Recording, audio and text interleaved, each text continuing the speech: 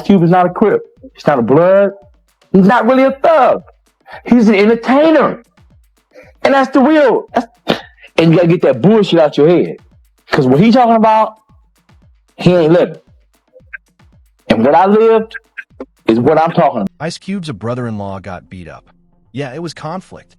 Yeah, but I went to Cube about 4 or 5 times before the conflict jumped off. Okay, and told him to correct the situation. Is the West Side Connection still together sometime? Nah, no, we don't get down like music that. It's just me and Dub. Problem with Matt?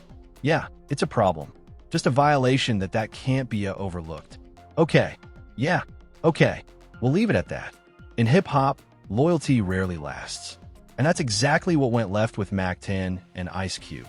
At One Music Time, they ruled the West Coast shoulder to shoulder in West Side Connection, hitting stages, moving records, and holding Los Angeles down with WC like a real unit. Play that beat, I like then it all fell apart fast. What looked like brotherhood turned into tension, and that tension exploded into a split that's lasted for decades. Before Mack 10 ever linked with Cube, he was grinding heavy in LA's underground scene, building his name brick by brick. Music wasn't playtime for him. It was a mission.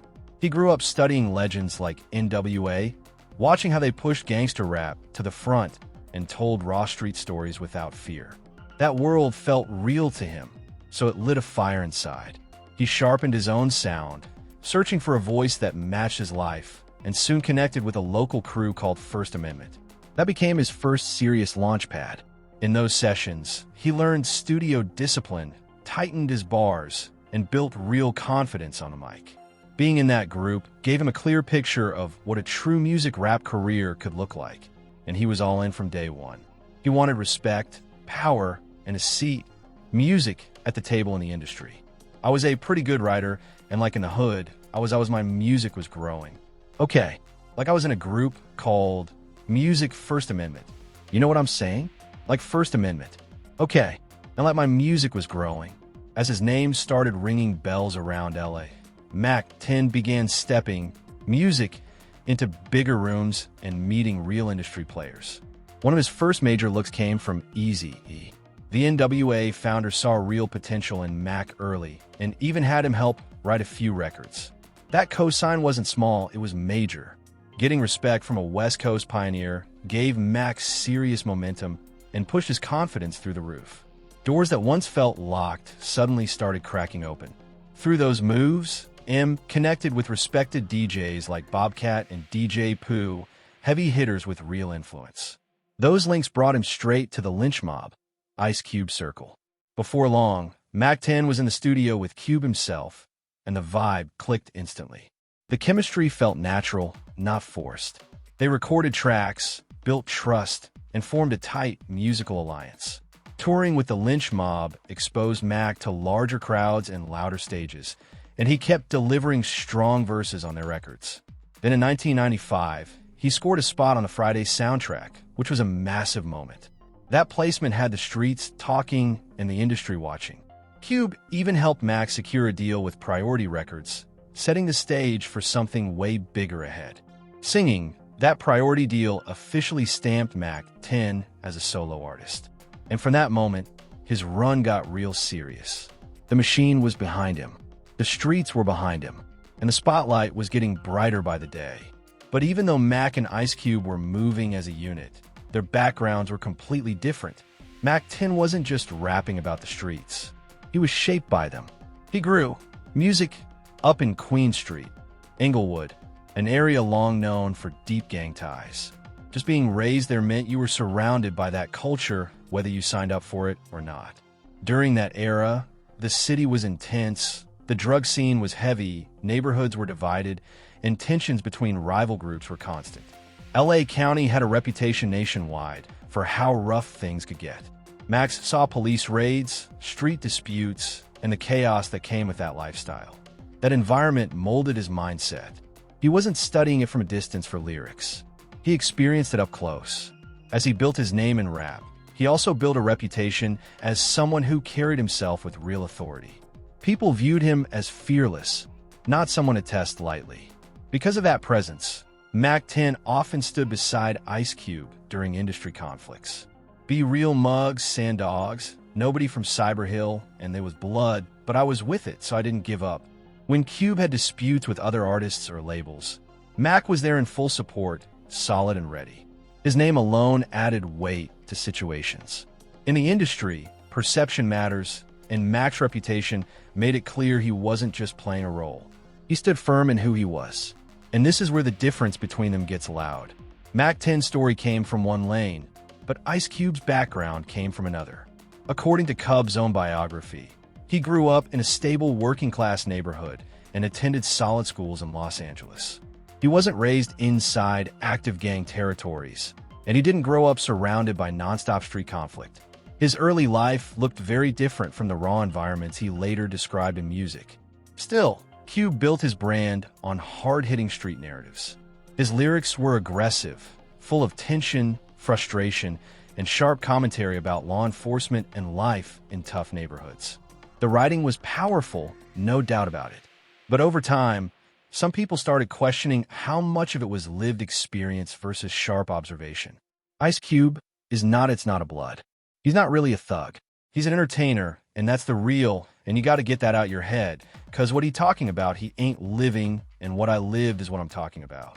Several longtime Los Angeles figures have shared their opinions over the years, saying Cube was more of a storyteller than someone deeply involved in street activity.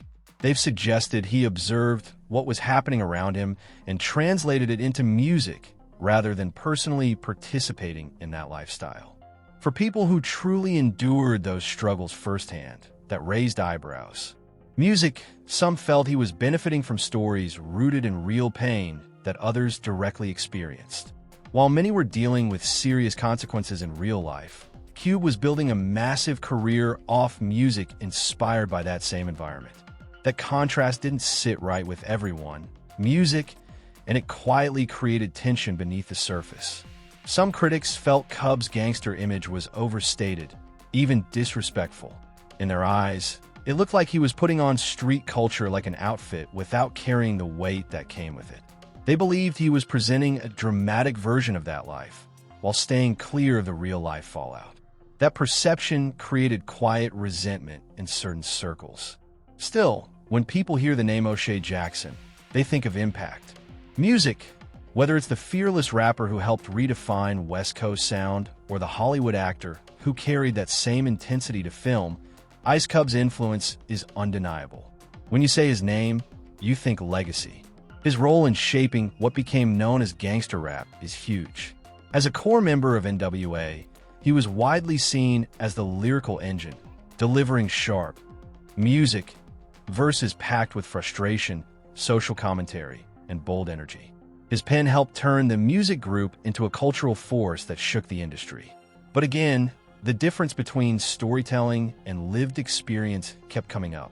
Unlike Mack 10, Cub's connection to that world appeared more observational. Music, he studied the environment, processed what he saw, and transformed it into powerful art. About the Ice Cube was a great kid, just a nice kid. So Ice Cube wasn't gangbanging at all. Hearing about all this gangbanging stuff from someone that doesn't gangbang at all. Me up. Yeah, The Who. Alonzo Williams, founder of the world-class Wrecking Crew and one of the earliest figures music to give Cube a real opportunity, has often described him as a respectful and music-focused young talent. That description adds another layer to the story, showing just how complex this whole narrative really is. Smart, articulate, and focused. That's how Alonzo Williams described Cube. Ambitious and driven. Yes, music, but not deeply involved in the street conflict as later lyrics painted so vividly. According to Alonzo, Cube wasn't heavily tied into gang activity or neighborhood warfare. He was watching music, learning, absorbing the energy around him, and then flipping it into powerful records. There's nothing wrong with turning your environment into art, but when you stand him next to someone like Mack 10, the difference is clear. Mack's reality came from a different place entirely. By the time Mack and Cube officially locked in, their chemistry turned into something major. Alongside WC, they formed West Side Connection and started making serious noise. On the outside, everything looked tight. Albums were dropping, tours were packed, and they were proudly representing the West Coast during a tense time in hip-hop history. Regional rivalries were high, and unity mattered. They weren't just collaborators, they moved like brothers in music. But behind the scenes, cracks were forming. When the bond finally broke, it wasn't just about music sales or contract issues. According to Mack, the spark came from something more personal, something involving family. Yeah, it was conflict. Yeah, but I went to Cube about 4 or 5 times before the conflict jumped off. Okay, and told him to correct the situation. If you go to somebody 5 times before it escalate, music, then you were trying to be diplomatic about the situation.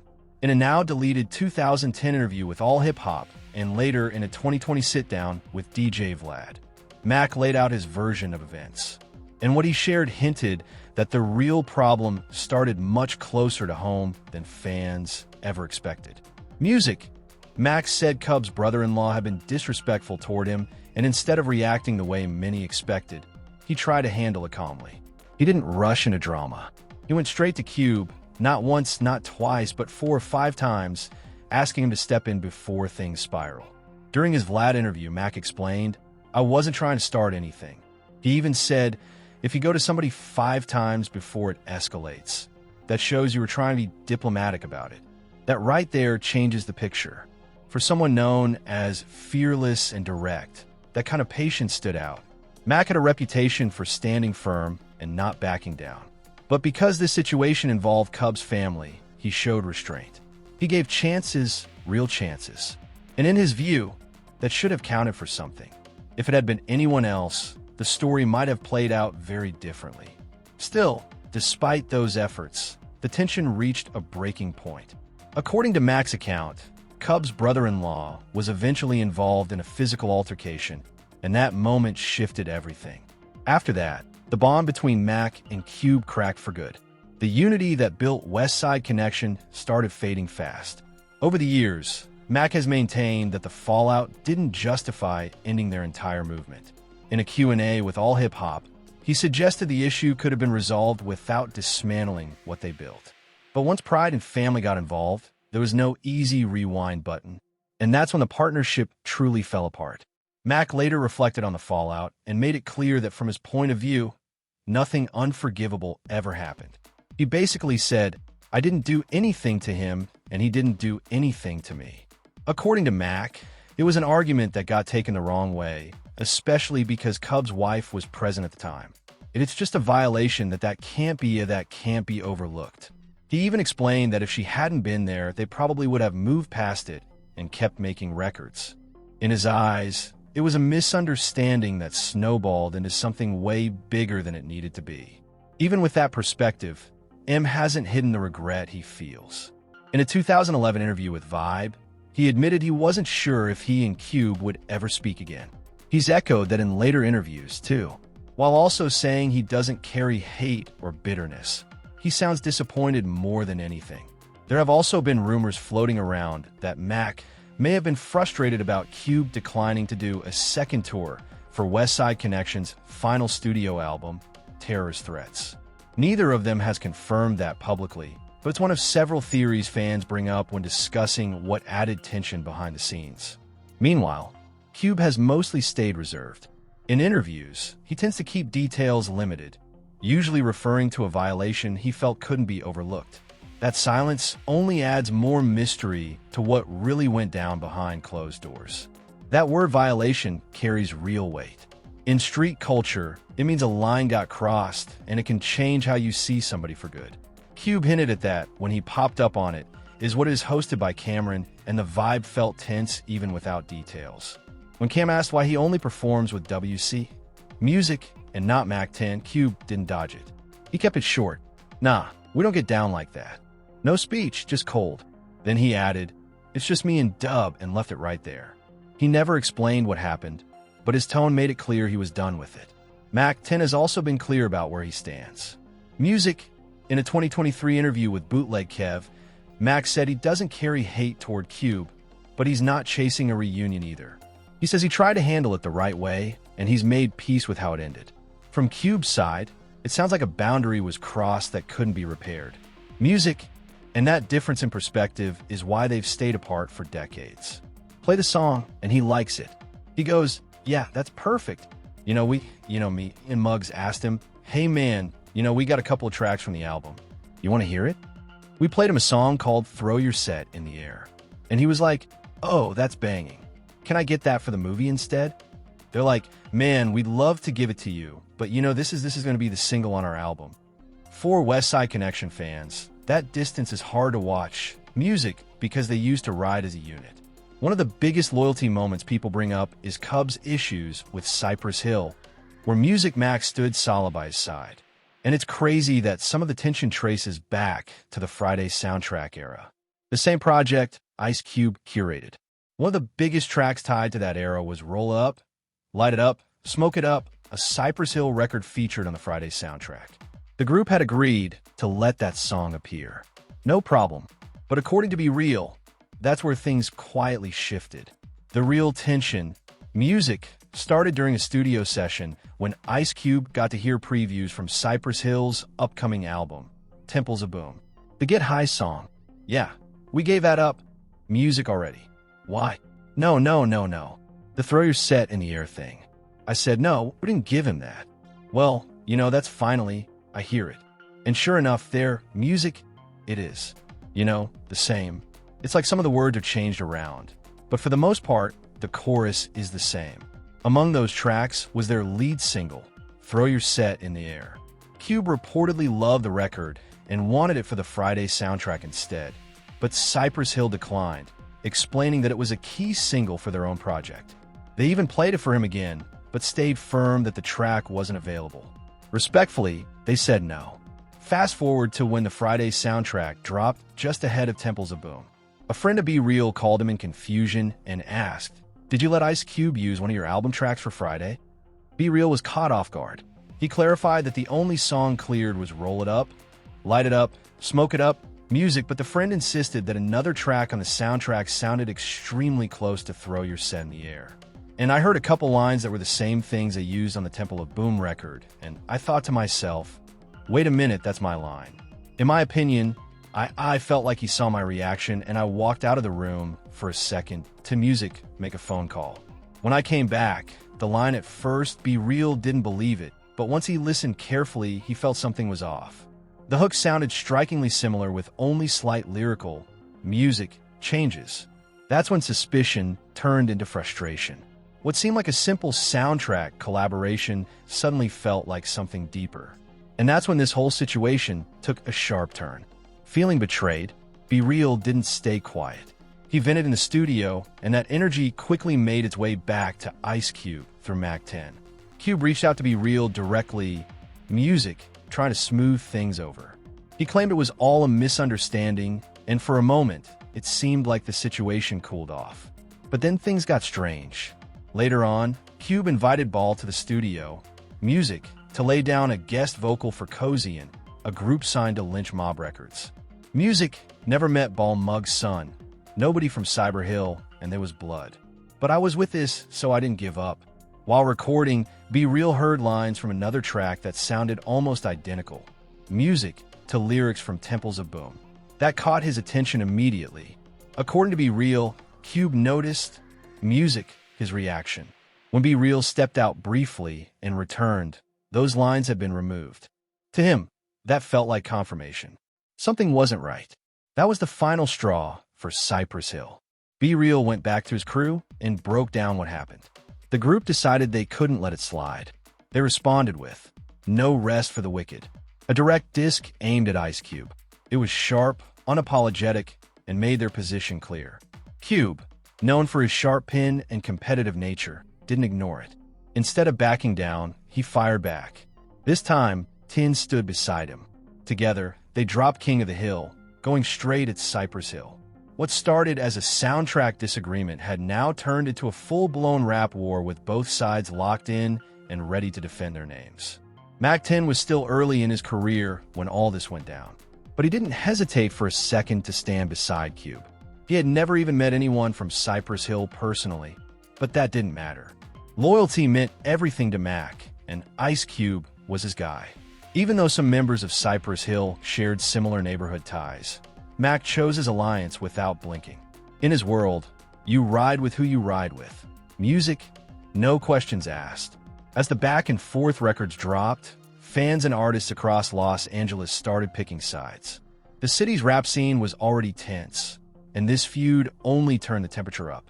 Around that same period, Cube was also dealing with issues involving LA artist K and Solo over business disagreements. The drama spilled into the streets when Cube and Solo reportedly ran into each other at a traffic light in Los Angeles. Asked me, so, music, what's it going to take for you and Cube to squash this? I said, just like you, all he's got to do is call me. And I explained to him where I was coming from. I don't got nothing to do with it, but that's my homeboy and I'm riding with it. He said, you know what, homie? I can respect that. I can't even music be mad at you. According to Solo's account, the confrontation became physical. He later claimed he got the upper hand, and during the scuffle, Cub's chain ended up in his possession. Instead of keeping it quiet, Solo took that chain to a Cypress Hill show at the House of Blues and held it up in front of the crowd. The audience reacted instantly, and a photo of that moment circulated widely, adding more fuel to an already heated situation. With Cube, Mack 10, and Cypress Hill all involved, many people feared the conflict could move beyond music. Thankfully, despite the intense energy and bold moves, things did not escalate further. Music, in the end, it stayed within the realm of diss tracks and reputation, not something worse. As everything slowly cooled off, Mack 10 ended up playing a role nobody expected. According to Mack, someone passed him Beal's number and said Be Real wanted to talk. Mack didn't duck it. He picked up the phone. The conversation was real and straight to the point. Mack told him flat out that his loyalty to Ice Cube meant he had to stand beside him during the feud no matter who was on the other side. That's just how he moves. To Be Real's credit, music respected that. He reportedly said he understood and wasn't holding anything against Mack for riding with his camp. That music, one phone call shifted the energy. Mack then convinced Cube to get on the phone with Be Real too. Music, once they finally spoke directly, the tension eased up and the back and forth stopped. Music, the beef was officially squashed, closing the chapter on one of the West Coast's most intense rivalries. If you, music, rock with breakdowns like this, make sure you subscribe to Dripzine, hit that music like button, drop your thoughts in the comments, and share this video. Don't forget to click the hype button to help the channel grow. Appreciate you for watching.